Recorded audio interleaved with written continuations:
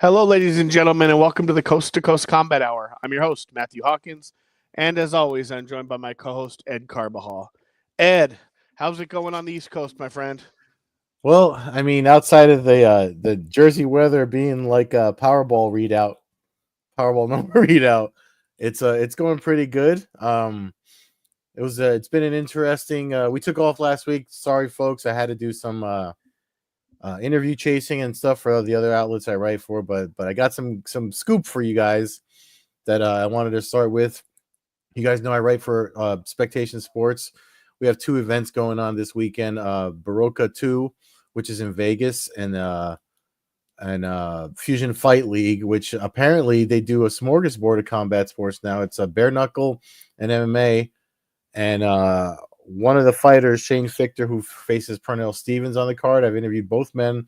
I have a piece publishing there soon about their matchup. It's a rematch. They fought before in MMA. Now they're doing it again in bare knuckle, and I was told by one of them that apparently Fusion Fight League's bare knuckle program is like a feeder league into BKFC. So Matt and I have been pumping BKFC so much to see that this kind of like Fight Pass regional MMA recipe into like the way it works for the UFC. It's nice to see that that's happening for bare knuckle because they're really taking over in their own way, in their own right, for their own sport, without talking shit about anybody, without trying to say they're the number one or number two or in competition with anyone. They just do their own thing, and I think that's fantastic. I think that's really fantastic. So we didn't miss last week for no reason, and hopefully the winner of this weekend's coming event, will have them on the podcast once they're all healed up from their knuckle cuts and bruises and stuff that happen in bare knuckle fights. But that'll be down the road, TBA. Yeah, no, that's cool. That's cool to hear. That's cool that they've, if that's the deal they've got worked out, that's great to hear. We praise BKFC. I praised them from day one. Mm-hmm. You got them pretty soon. Once you had some reputable people come on here and start hyping it up a little bit. Well, yeah, and it was you really that got me into it. Correct, but I was into it.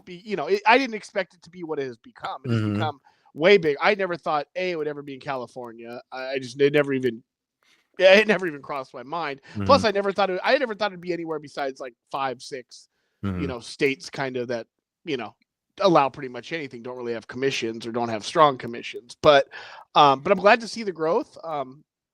Other than the UFC, they're really the only other group that's putting out schedules and fights. I mean, they, one's got some stuff listed, but they seem to be on the decline. Invicta exists, but other than maybe the next show, you don't know about the following show. There's not a lot right now, and it's nice to be, as somebody who likes to look ahead to events and likes to travel to stuff. It's nice to be able to go, okay, here's the next 10 BKFC events, and here's the next 10 UFC events. I mean, Bellator used to have a quarterly schedule. We don't have that anymore. Yeah, and like even with the new stuff coming out, like with this weekend, we had the Dirty Boxing, their first broadcast event. They put on YouTube. They put it on everywhere. They put it on Millions, where you guys know I'm doing stuff for them now. By the way, if you want to buy podcast merchandise of our logo, hoodies and T-shirts, there's a link there for you guys to grab stuff if you want to. But there's not a lot of stuff going on, and they had that event. It was pretty cool. A little confusing. It looked like everybody was kind of like, the officials especially looked like they were kind of still learning how that new rule set goes. But outside of the UFC's quarterly schedule, I feel like, and okay, the PFL's announcing dates, but when you have a fucking dummy that overshadows all of that, and fighters, you hear more about fighters wanting to leave than the PFL schedule. But I think they've also been removed from ESPN. I saw something from Caposa earlier today as far as like, I guess it's time to give up on even trying to figure out how to watch them any longer. Let me see if I can find it. But I mean, that would just kind of go along with what they've, what's been going on with them. I I do see that Ryzen's got a Grand Prix coming up and stuff. So nice stuff there. And you had tweeted out about Danny Sabatello making his debut there as well. Yeah. But I mean, I don't John know. Dodson's on that card. That's a really good card. I mean, Ryzen does a good job of announcing their events, but again, like you said, it's not. I feel we had more options. I just feel like we had more options when Bellator was around. Yeah, and I think that definitely for MMA it was definitely the case for bigger time MMA in the United States. I don't know what's going to happen with PFL. We'll see. I was happily impressed, and I'll give credit with the tournaments that they put together. The names I thought were much better than what I expected. I hope that those people that have some of those names aren't, obviously winning the tournament would give you some name value. I just hope that they're not selling themselves short on pay to be there. But there's a lot of names, so they must be doing something to have everybody there. But again, there's not a whole lot. There's nobody else really. There's nowhere else to really go at this point. You got Corey Anderson. I saw a comment today. Hasn't fought in over a year. He's a guy who's in a terrible situation because he left the UFC or they cut him. I'm not sure how it ended, but he was a ranked fighter. Won the championship in Bellator, and kind of is in a limbo situation where the UFC probably isn't taking him back. And PFL's not giving him fights. So essentially you see guys' careers start to be ended by some of these organizations. And I think that that's going to become more and more of a factor here. And I don't know if you also saw Combat Sports today has that interview, the guy that does Roots of Fight, I don't know his name, with Goiti Yamauchi, who talked about his exit from the PFL. And he kind of just said that, pretty much what we're all hearing, for an organization that keeps saying they're fighters first, it looks like their fighters are dead last. I get more press releases about their deals and sponsorships and, some supplement company that they're doing business with than actual fight news, and it's, I mean, I know we have their tournament schedule and they're going to do a bunch of stuff in Florida. And then after that, it looks like they're all overseas. And then I don't know, man. It's hard to get riled up for them, especially as a guy that was really riled up for them when they first switched over from WSOF to PFL. Yeah. No, I agree. It's been disappointing. So we don't know where that's going to go. BKFC does look like it's just getting bigger, taking over. So great things from BKFC. You mentioned dirty boxing. I'm not even sure I'm completely clear on all the rules. I kind of liked the dark look of it. I kind of liked the lowdown, like I said, look and feel of it.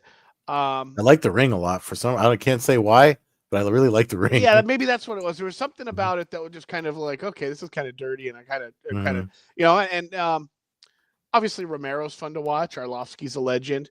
I can't really judge what I'm watching, I don't think, until I see like a real fight, though. I feel like we've seen a lot of squash matches, but I'm not. It seems to me like it's just taking MMA and let's just take out a small part of it. Yeah. Is that like it doesn't BKFC is its own thing. I feel like we're kind of circus acting MMA a little bit with this one. And while I'm a fan of circus acts, and I'm not saying that this needs to go anywhere, I don't see the growth in this that I saw in BKFC. I don't see a window for it to have its own pathway to success. People are just going to say it's watered down MMA. And I think that's kind of what it is. Yeah, I mean, I like the concept. I like the unique rule set and the concept, and the presentation. And Adam Kovacs, who started Karate Combat, he kind of did the same thing with Karate Combat, where it's just how karate competitions should be, over the point stuff. And that's kind of been their thing. And people, they say, oh, it's just kickboxing. And it's like, it isn't, because there's the grounded fighter rule about the punches in the 5 seconds and stuff like that. And then they're talking about, and then when he exited for the platform, they talk about changing that. So the fact that he had something to do with it, I'll be honest, that's why I'm behind it, because I really like, as somebody that's a martial artist that wanted to create something for martial artists to continue to compete, and who has competed himself, I can see that he just has a better mind for it than anyone else. So if if this is they're just beginning. So like I don't want to say I didn't like it. What I noticed from my end, it seemed like there was not just from the fighters. It looked like there was people that were unclear on what am I allowed to do and what I'm not allowed to do. I mean, it could be the live event and all the stuff, on fight night. I know they had a like a silent launch event, and you could see that on the YouTube channel. And then the main event, where I kind of was like, I thought Roz Hilton, who's a great fighter, he's fought in Bellator, fought in MMA, he's done bare knuckle stuff, and he put up a kind of like his reaction on Instagram about his take on the stoppage, where it was just kind of like it looked like the officials aren't clear on what they're officiating because it's all new. Yeah, So, I know. That's kind of where I jumped on. I think, and if they're, maybe he's listening, but the one change I would make is I would say you can't have TKO finishes on the ground. You get like 3 to 5 seconds, whatever the rule is. But when that clock runs out, it should just be an 8 count. And that's like what a lot of people kind of like, yeah. You know what I mean? Kinda, like a lot, because you want to get fighters to this that are brawlers, but a lot of these guys that are brawlers that these guys want aren't good ground fighters. So you kind of put him in a situation where a guy gets daisies dropped. He's already not good at defending himself on the ground. Romero goes in. He's already fighting a guy who he's better than.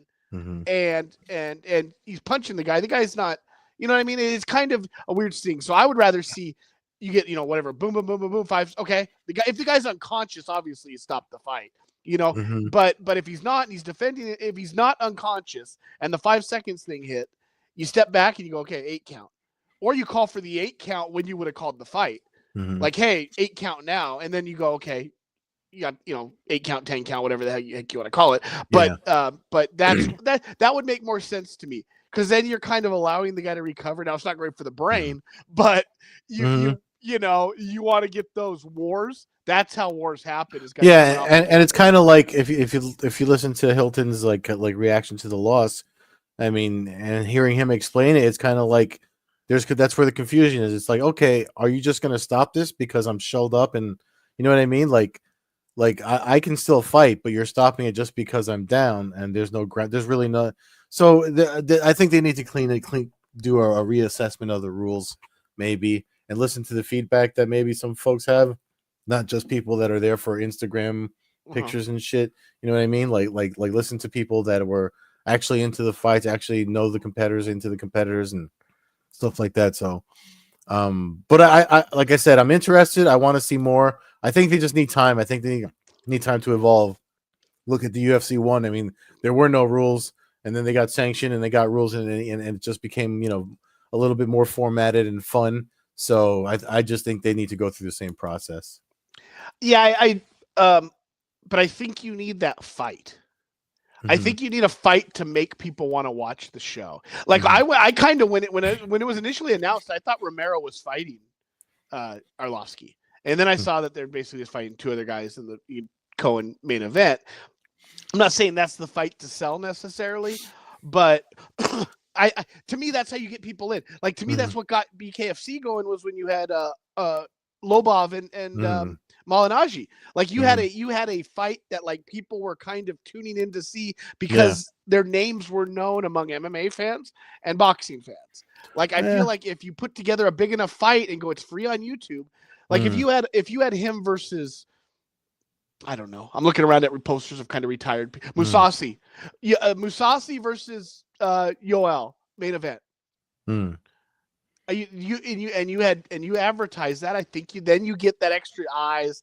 I looked, there was about 5,000-6,000 people, I think, watching pretty much constantly. That, I don't know how many different eyeballs that is, but and that was earlier in the show. I don't know if it picked up during the main event. I'm sure it probably did, but like something like that, like to me, you got to have kind of names like Romero versus, like then you tune in. It's like, what? Okay, what's this now? Now this is something different. I mean, I'm not gonna lie. The main event was what I was most interested in, because I know Hilton. He fought Cage Titans. He held the title at Cage Titans. He's fighting Cage Titans again. And he's big. He's tall. He's huge. And he's big. And the rule set was the other thing that got me to tune in, because I was like, okay, yeah, Romero's a monster, but MMA is his thing, and this is not MMA. And I kind of thought, because of his length and his knowing his background as a traditional martial artist and bare knuckle experience, I kind of thought that Hilton might have had a chance, So that's what had me interested. I didn't mind the matchmaking. I thought the fights were matched well, but yeah, it's just I think it's going to take some time to get. You'll have the internet fight fans kind of like into it, but I don't see that's why it's on YouTube for a reason. Like I don't know if you're going to get a network or a streaming company to say, hey, I want to get on board with this. Yeah, no, there's a learning period, and I'm glad it's on YouTube. Mm-hmm. To me, that it has a chance to grow there. You got some now. You got it for a lot. You drew me in by just having Arlovsky and Romero on the headliner. So or on the billboard for the event. I think that I don't know what it is that eventually makes it, you. To me, you kind of have to separate yourself. Like I said, I don't know if it's a small Grand Prix, one night 4-man Grand Prix. I don't know if I don't know. Maybe it's not a gimmick thing. Maybe you just really keep pushing this and you create it and hope to get a following. I just don't know. About it yet. I guess that's it. I'm not sure. One of the rare times I'm not quite sure exactly where this is going to go. But I'm rooting for him. Like I said, I'm never not rooting for these people. And like you said, if you're vouching for the people that are running the show, then yeah, I'm even more behind it.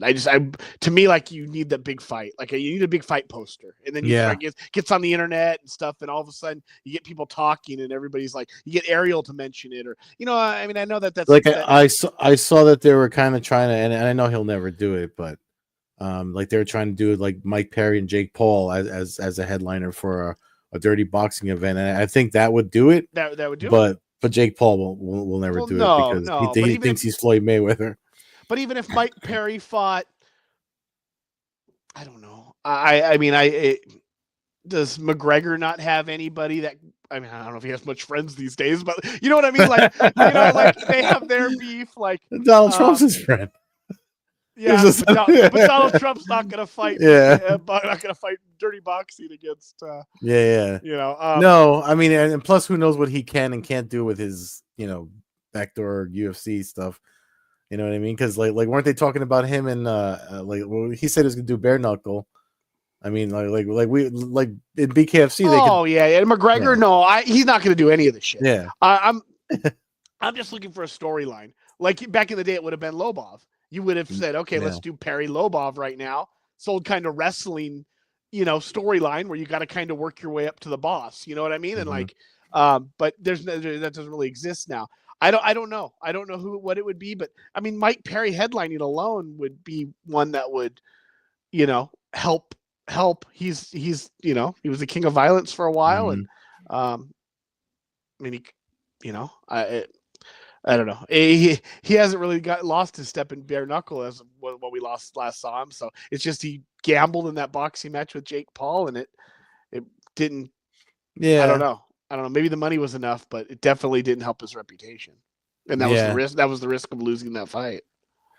Yeah, but I don't think. If you know anything about like folks like us that know, but the people that want to bash the losers and stuff. But we know if it was the other, if Jake Paul were to go to BKFC and face Mike Perry, or even the dirty boxing thing, that's something completely different that he probably wouldn't be ready for. The rule set always favors the boxer. Correct. But as it stands right now, the only person who can say they whooped the other one's ass right now is Jake Paul. Yeah. You know what I mean? Like the bragging rights are on one side. Now, if they go fight in another thing and it changes it, I'm just saying it doesn't. That was a gamble. We talked about it before the fight. Like you win this fight, it's great. You're going to make a lot of money. But if you lose the fight, it's going to be a shadow. Like it's going to be there. And McGregor's used it against him. And McGregor has the pull with BKFC. If McGregor says fuck Mike Perry to BKFC, they're probably saying fuck Mike Perry. I hate to say it, but right now, if McGregor's bringing the money to the table, that's just how it's going to be. And I don't agree with it. The one concerning thing about BKFC, the news that we heard, is obviously Jeremy Stevens has walked away. We don't know if they've lost Mike Perry. That's the only concerning thing, is that, we don't want the UFC necessarily contracts that are so locked in that you have no movement, but doing main eventing guys on one fight contracts is definitely a gamble that I don't think paid off in the Stevenson Alvarez situation with them. Yeah. It has paid off in the past, but I don't know. Well, so there's a lot going on there. we have a UFC fight night with one of your favorite fighters headlining. So why don't you jump into that real quick? Yeah, I mean, the UFC returns to Mexico this weekend with Brandon Moreno. And, I mean, when Brandon Moreno fights, I get the equivalent excitement as the same as when Justin Gaethje fights. And this fight card is also on ESPN2. So it's not just ESPN Plus. And UFC Noche should have been, because they're in Mexico, this fight actually has a lot of Mexican fighters on it, or Mexican American fighters, Mexican fighters. And I, for one, as a Mexican, am really excited about this card. The entire card will be on ESPN2. Hopefully, if there's not some other garbage ass sport that delays anything. But yeah, I mean, as this couldn't come at a better time for me.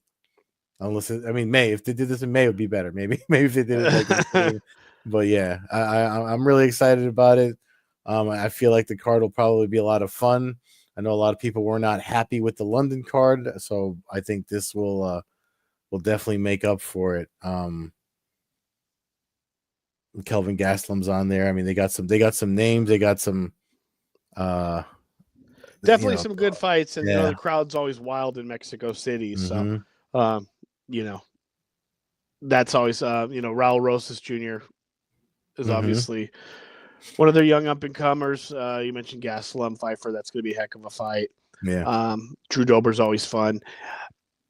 To me, it's a big fight for Moreno. I know he's coming off a win. I know he picked up a win, but he's, his last 5 fights, he's like 2-3. Yeah. Obviously losing to the top of the food chain.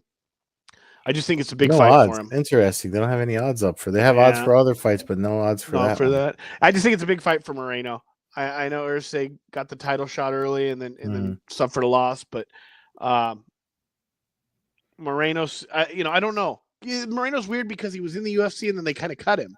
Yeah, like they didn't think he was good enough, and then all of a sudden he came out of nowhere, had a couple really good fights, and then won the title. And then like he became, from kind of a nobody or a missed opportunity to, a great, fighter at the weight class, and then he loses the title, and then he kind of loses another fight, and you're kind of, he's losing to good guys, Royval and Figueiredo and stuff like that, but I just feel like this is a big one for him because right now he's always one fight away from a title shot.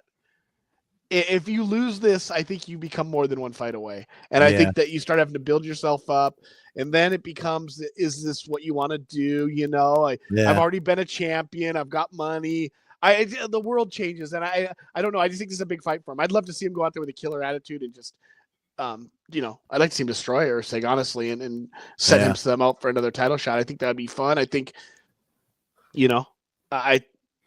I'd like to see the Mexico City crowd go crazy with a Brandon Moreno. I feel like just the fact that it's there, the fact that he's in his territory, I just feel like the energy I'm getting off leading up to the event, it's like pay-per-view, International Fight Week. Like it could be the Mexican fight fan in me, but I feel like we're gonna get all of that. I know Steve Ursay is not a slouch or anything, but I just feel like there's something to be said when you get somebody like Brandon Moreno. I mean, for me, he might be like Julio Cesar Chavez and boxing for MMA for some, for any hardcore Mexican fight fans that like the UFC. I just get that energy from him, and I know he took a little break, and then he came back, and he's coming off a win, and I think that's probably healthy for his mentally and good for him, and the fact that they're doing this here in Mexico now, I just think it's something that we need, and I think it'll be I see a lot of highlights coming out of this event, so obviously I'm picking him to win, and I mean, not that we're doing picks, but like I don't see him. If he loses, I'll probably throw myself out the window of my apartment. I don't think that'll be the only thing being thrown around, especially in that arena if that happens. Oh yeah, but, it'll be like Sicario, like them trying to get out of that town in the beginning of Sicario. that's what'll happen there if The UFC is going to be like trying to do a caravan get across the border. Like if he loses. Cool. So yeah, that's this weekend. ESPN2, live crowd. To me, that's what feeds the fights, and I think that's what makes an average fight card with it can explode. And I think that's where I think that this event might be headed. I look forward to this, and I don't look forward to a lot of fight nights, unfortunately, any longer. It's just like last week, so many people complained about that London card, and even other promoters were I forget the guy that runs Octagon on the in Europe. I forget his name, but I shared his post because he said something you and I always say on this podcast to all these folks, the UFC heads, the Zuffa zombies that complain every time there's no UFC or there's a card that's not to their liking. I mean, he pretty much said, he's like, I highly recommend. He's like, go out and support your local MMA. Go to regional shows. Go to shows out around you. Like, I go to Dead Serious stuff 20 minutes from me. I've even cornered guys fighting in those events, or cornered a guy fighting in those events, and it's the same guy grappling in MMA that I cornered. But it's like, if there's more out there, if you don't like something, you try something else of the same. It's like ice cream. If you don't like ice cream from Haagen-Dazs, maybe you go to Baskin Robbins. You know what I mean? Like, it's the same thing with MMA. Remember, it's MMA. UFC is not the sport. MMA is the sport. Exactly. So with that, you can follow the show at Combat Hour on Twitter, Coast-to-Coast Combat Hour on Instagram. Follow me in my new Twitter handle at FightFanHawk. Don't have a lot of followers right now. Jump on board early. Help fill out my Twitter feed. Follow Ed at Carbazol on Twitter, Carbeerzol on Instagram, Old Head Carb on Twitch. Thanks for listening, everybody. Enjoy the fights from Mexico City this weekend, and we'll see you next week. Peace.